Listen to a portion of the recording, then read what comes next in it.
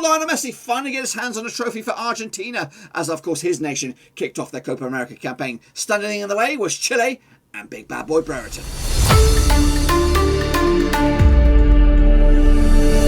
That's right, folks, back once again with another match review, looking back, of course, Argentina's opening match against Chile in the Copa America, and we'll get to that in just one second. If you're new to the channel, where the heck are you been, boys? Smash your subscribe button to keep you bang up to date with all things Blackburn Rovers related, Euro 2020 related, Copa America related. We've got it all here under one Rooskies. That's right, boys and girls. Not only did Lionel Messi fail to win today, but of course, big bad boy Brereton made his debut. We'll talk about that in a separate video. This is all about the game, and we'll elaborate on that in a minute. Big shout out to the VIPs. They are the patrons. Thank you for your continued support working behind the scenes, and also check out the links down below on Twitter, Twitch, Facebook, and of course Patreon as well. Make sure you check those bad boys out. But here we go, kicking on forward then. Take a look back at the opening game for Argentina over in Group B. It was a 1-1 draw. In the end, Lionel Messi converted from a free kick. It was a zinger, an absolute zinger to give Argentina the lead. They went into the break, of course, in front. Into the second half, there was a penalty, maybe a little bit lucky on it, but they got the penalty. I think there was a penalty after a VAR call given. Missed, though, by Vidal, but it was scumbled home at the second attempt by Eduardo Vargas to make it 1-1. Vargas was later injured. Had to rope in the changes, and of course Brereton was one of those changes. We'll elaborate on that a little bit in a minute, but of course in another video, check that sucker out. Possession wise though, it was in favour of Chile, 51% going in favour of 49. However, Argentina were all about it. 18 shots on the day compared to Chile's 5. 8 of those were off target, 10 of them were on target, or would you say just one of them off target for Chile. 4 of them on were saved by Martinez between the sticks. Corner 7-1.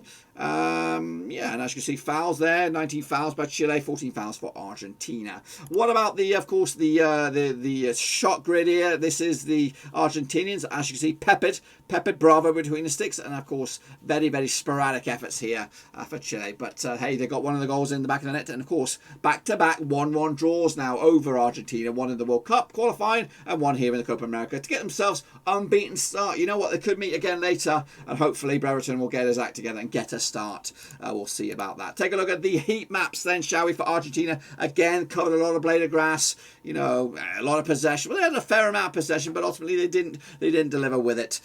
Again, choosing for all kinds of venues, all kinds of avenues, not really preferring down the left or the right. Messi is that kind of player, like he likes to get involved and kind of take the ball wherever he chooses, but ultimately not today. Didn't get him any joy. As for Chile, again, the keeper seemed to be busy with the amount of shots that he faced, and again, opting to go down the left-hand side, Chile, occasionally down the right, but preferring to go down the flanks, it looks like. Look at the touch map then, shall we? Here is Argentina's touch map. Again, like I said, it does resemble that of the heat map, whereabouts they prefer to have their position scattered for the most part. No real consistency there.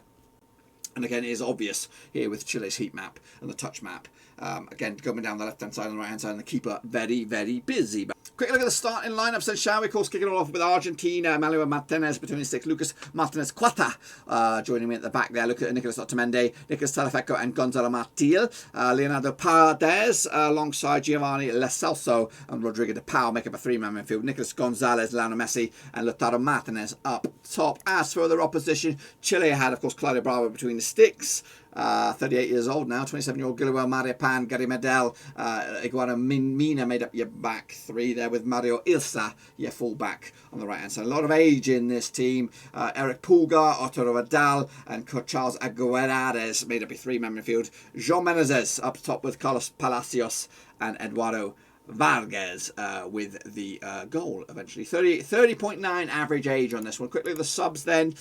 We did see the likes of Molina coming on, 23-year-old right back. Exaro Palacios, 14-year-old, 22-year-old central midfielder on the books of Bayer Leverkusen. Angel Di Maria, £22 million rated winger.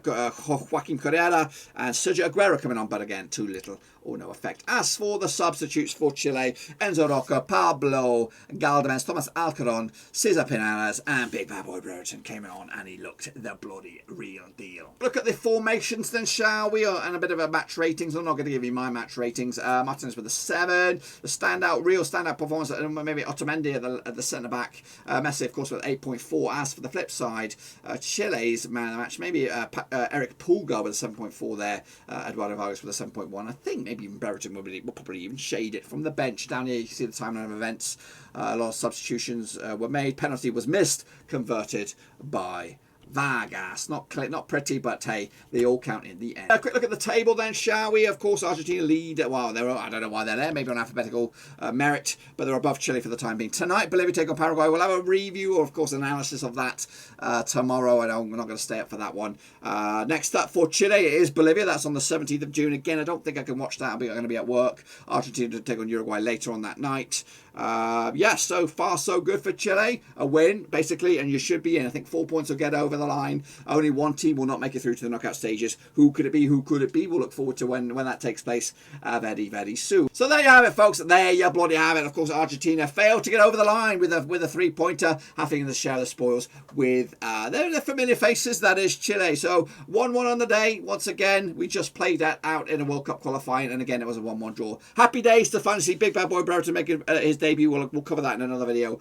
But yeah, I think it's actually 2 points dropped from Argentina, and of course a massive point for Chile opening up their campaign against one of probably the favourites of the group, and probably one of the second favourites for the title. So yeah, job done. Get on to the next one. Maybe just maybe Chile can get to win over Bolivia to get themselves moving, and maybe we'll have a Big Bad Boy Brereton debut for that one to look forward to. So hopefully you enjoyed this one. If you did, smash your thumbs up, smash your subscribe. If you are new, we're trying to get up to the big fat 25k. It's a long shot right now, just to go over the hump of 20k, so hopefully you could do just that. But until then, see you soon. Thanks for watching. Check out the links in the description on Twitter, Twitch, Facebook, and of course Patreon as well. Until then, though, I'm out. Solons are gone.